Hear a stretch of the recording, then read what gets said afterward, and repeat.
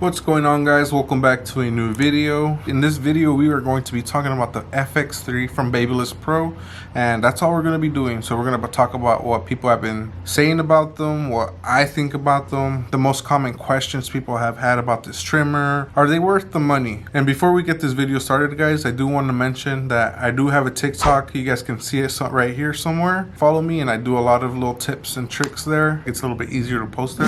All right, guys, so pretty much this is the Babyliss FX3s right here. This is what the fuzz was about for the longest. These dropped about, I'd say, like a month ago. We got to use them. We got to pretty much use them on a couple of cuts. We got to hear what people had to say about them, their complaints, what they liked about it, and here's what people had to say. One of the most things I've heard from barbers about this FX3 trimmer is that they're a little bit too sharp. After a little bit, further investigation and stuff, going back and forth with barbers, and pretty much myself using these trimmers, I came to the conclusion that a lot of these trimmers are a little bit overlapped. And by overlapped, what I mean is straight out the box, these do come already pre-zero gapped from the manufacturer, which is BabylissPro. That is one of the biggest things that kind of like concerns that I've heard people say, is the blade's a little bit too sharp.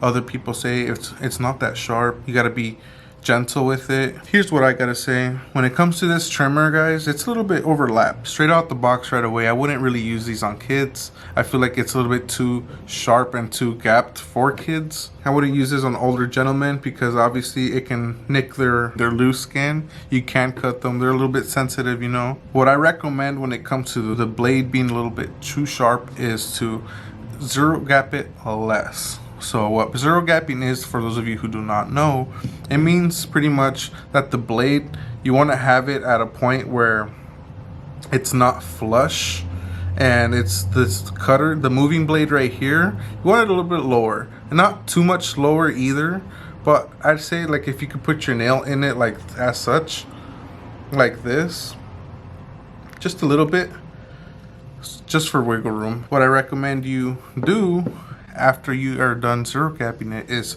try it on yourself. A lot of people are taught to try it on their forearm, which is around this area right here, because what we're taught is that it's pretty much the most sensitive skin aside from your neck. So it's going to resemble your neck. So if it's cutting you right here, that means it's going to be cutting your clients or other clients on the neck area as well. So I do recommend this area as well. But if you're trying to go a step deeper into it, I recommend trying this area right here more. It's a little bit even more sensitive. Like you guys see, I have like a little red spot right here because I was doing this earlier. I was trying it out just to see how this would feel right here as opposed to this, because not everybody's skin is the same. A lot of people, you're gonna have that client that's gonna be like, oh, it's too sharp first.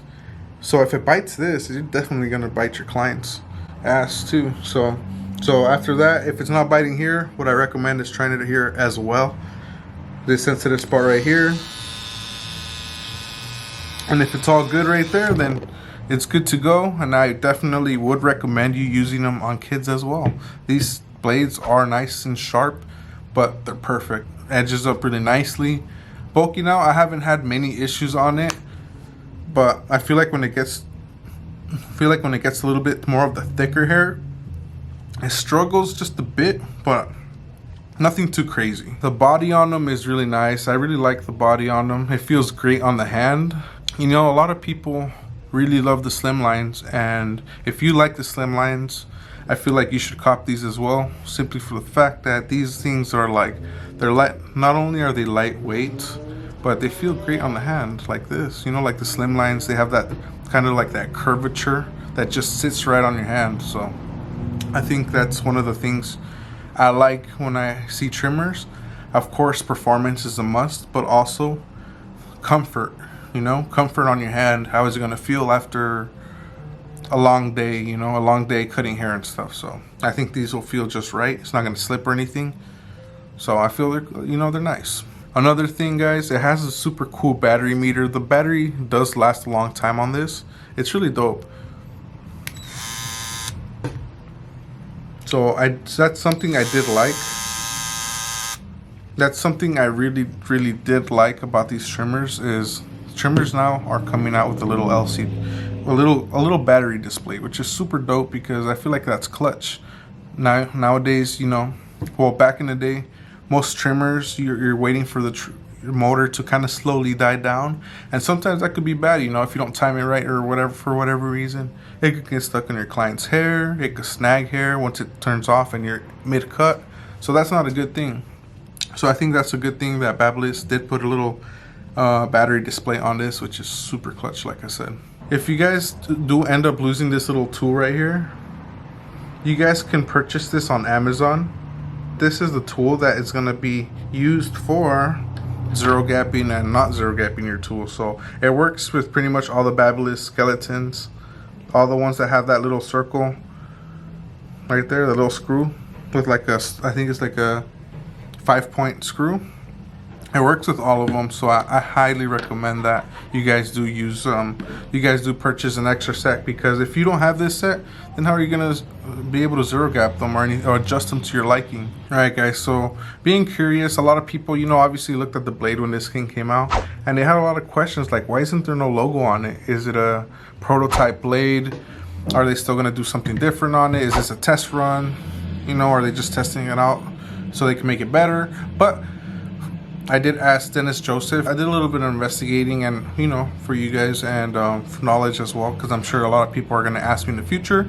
And I did end up contacting Dennis Joseph from Babyliss. The answers we got from is no, they're not going. This is not a prototype blade. This is not something that they're going to be kind of like testing out, having barbers try it and then see what their feedback is, and then making better, adjusting whatever it is. This is the blade.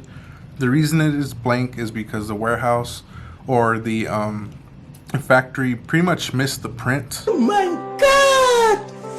Wow. And pretty much that's just the way it is now. It's too late to kind of turn back and have a print now. I feel like it'd be a little bit too confusing, like, oh, now they have two different blades. No, they're just gonna keep it like this. I don't know. I'm not sure now if they're gonna have a second, third batch with prints on them, but from my understandings, that's the way it is, and that's the way they're gonna stay.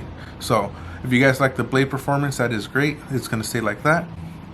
And if you guys don't, well, tired of this, Grandpa. That's too damn bad. I want to know what you guys think about this blade, guys. What are you guys having issues with this trimmer? If you guys are having issues with it, do you guys enjoy it? And if this video helped you guys out, let me know in the comment section, man.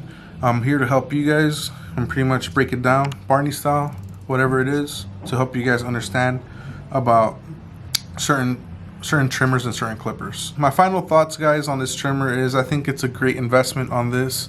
I feel it really takes me back to the Slimline Pro LIs, which was pretty much one of my favorite trimmers in the barbershop at school. Pretty much, you know, growing up in this barber industry, was one of the go-tos, you know.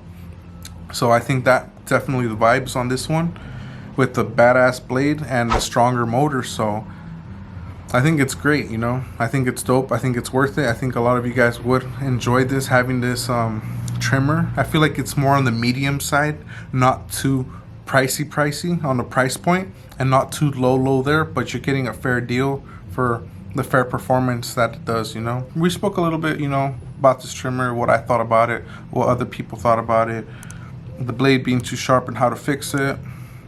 If you guys have any problems or anything like that, let me know in the comment section. I'd like to hear about it. Cop, was it a drop?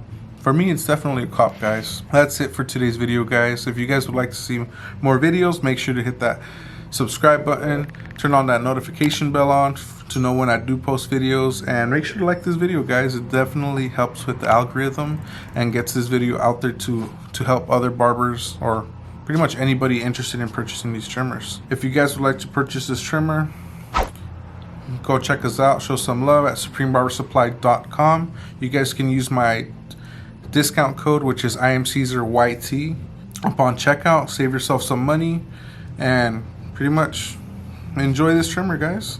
Alright, guys, that's it for today's video. I'll see you guys on the next one. Peace out.